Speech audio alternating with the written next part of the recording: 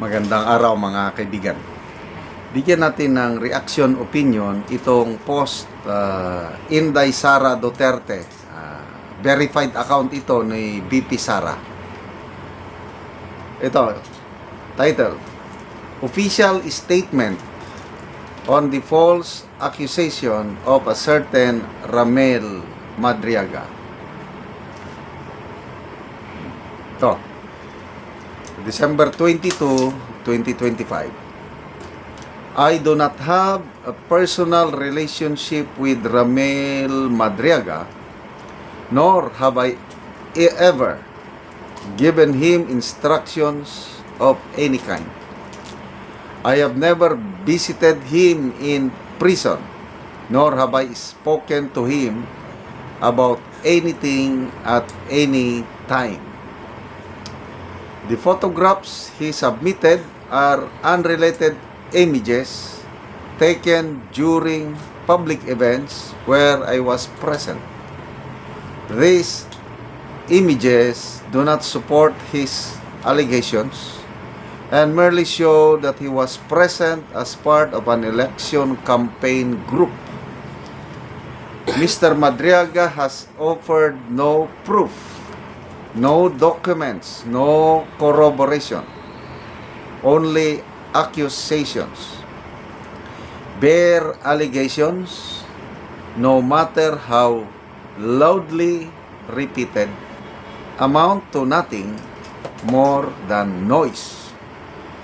Mr. Madriaga, who is currently facing serious criminal charges and has a prior criminal record, appears to be acting out of desperation to secure his release from detention. He is now disseminating false statements to government authorities as part of a concerted effort to obstruct and undermine my possible candidacy for president. Sara Duterte, Vice President of the Philippines. Yan na. Nagsisimula na. So, unang issue dito, yung binisita daw niya sa prisuhan ni BP Sara, abogado na mismo ni Ramel Madriaga nagsabi na yung pagbisita ni BP Sara doon sa BGMP sa Taguig was part of a outreach program ng OBP. Kasama ni BP Sara ang kanyang staff. Kinausap nila ang mga person deprived of liberty. Nagtanong sila tungkol sa pamilya ng mga napreso. Kasi ang Office of the Vice President gustong mag-sponsor ng scholarship para sa mga anak ng mga napreso. Yun ang purpose ng visit. Kasi yung unang lumabas, binisita daw ng gabi. Araw. Mismong abogado ni Ramel Madriaga ang nagpatuto nito. Next, sabi ng abogado ni Ramel Madriaga na si Madriaga, nung panahon nandun si BP Sara, natakot lumabas. Hindi niya hinarap si BP Sara. So, hindi sila nagkita. Kung may relasyon pa sila, kung bagman pa, bakit ma'am? Salamat at binisita. Kung maganda sana ang relasyon nila, may pinagsamahan, di ba? Matutuwa ka at nandyan nalalapit ka. Hindi daw Hindi daw abogado na mismo ni Ramel Madriaga ang nagpapatuto. Kinabahan daw si Madriaga, hindi siya umarap kay BP Sara nung nandun si BP Sara sa BGMP. Ano pa? Ang daming yung mga litrato. Ang dami.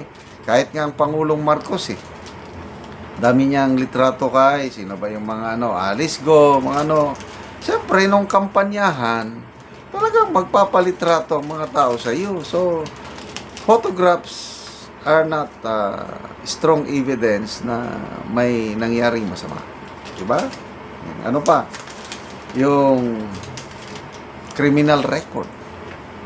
Oh, mismo na si Congresswoman Leila de Lima umamin sa relasyon. Ang mayroong relasyon, si Madriaga at si Congresswoman de Lima, may relasyon silang dalawa. Paano? Una, sumulat si Ramil Madriaga kay de Lima, nagpapatulong na para makalabas siya sa kulungan. Maabsuelta bang kaso? Yun. Then si de Lima, inamin niya, binisita niya si Ramil Madriaga, nag-usap sila doon sa loob ng kulungan, pinag-usapan tungkol sa affidavit. Oh, di ba? Connecting the dots, ang Pilipino, hindi naman bobo. Pagkatapos ng pag-uusap ni Congresswoman de Lima at ni Madriaga tungkol sa affidavit, yan, lumabas na. So, nakita yung timing, halos simultaneous yung paglabas ng Ramil Madriaga affidavit, yung pagsasampa ng kasong plunder, tapos yung mga akusasyon na si BP Sara kabit daw ng matandang Polvoron Lord, si Attorney Mans Carpio, ang husband ni BP Sara, Polvoron Lord din daw. Ano pa, si BP Sara may kabit din daw na batang-batang basketball player. Yung nauna noon, may relasyon daw si BP Sara at yung chief of staff niya si Attorney Zuleika Lopez. So, kikita nyo, these are all part of a grand campaign para siraan nila si BP Sara. Kaya lang, siguro mayroon din mapaniwala, ang ilan-ilan. But Filipinos now, wais na. Kasi age of social media, ang daming mga sources ng information. So yan, information nila na ganito, masama si BP Sara. Oh, ito naman, kumukontra. So, ang Pilipino, mautak na ngayon. Oh. Ano yung resulta? Surveys. Yung pinaka-latest na lumabas, Publicos Asia, si BP Sara ang most trusted government official. Nilampaso niya sina PBBM, nilampaso niya sina Senator Soto, nilampaso niya Speaker Bujidi. You can never put a good man or woman down. Salamat mga kaibigan sa inyong pagsubaybay sa ating channel. Nakakatulong kayo ng malaki sa tribong Talandig ng Bukidnon dahil ang sweldo natin sa channel na ito pantulong sa tribo na namimigay tayo ngayon ng libreng yero at pako para makapagpatayo sila ng mas maayos na tirahan. Panoorin niyo ang video na ito. Hello mga ka-viewers, live ta karon, mao ni ang matabangan hatugsin si Kuya. Salamat tayo. Salamat tayo. Tayo na wag asin. Oh, so si Kuya, so mo ni ang balay. Ato pa niya. Salamat tayo. So mo ni ang balay ni Kuya ng atupan sa nahat gihatag sa iyang yero. So nagatok na gid si Kuya. So mo ni ang balay ni Kuya ngayon gipatindog. Natagaan man siya yero. So mo ni nga iyang gitaod na. So ako man gid si Kuya.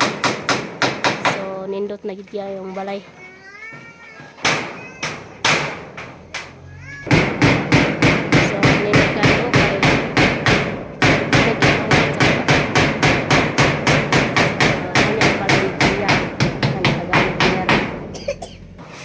Karon na humanagyod ang balay ni Kuya o so nindot na kaayo kay na humanag-atop. Ang gihatag sa iya nga yero, plinsen, pako, ug lansang, nakataon na gid niya o. So nindot kayo. Oh mana. Og karon Kuya unsay imong masulti nga natagaan kag yero? Ay, pasalamat gid mi sa kuan naghatag og sin kay nakahuman gid mi kuan.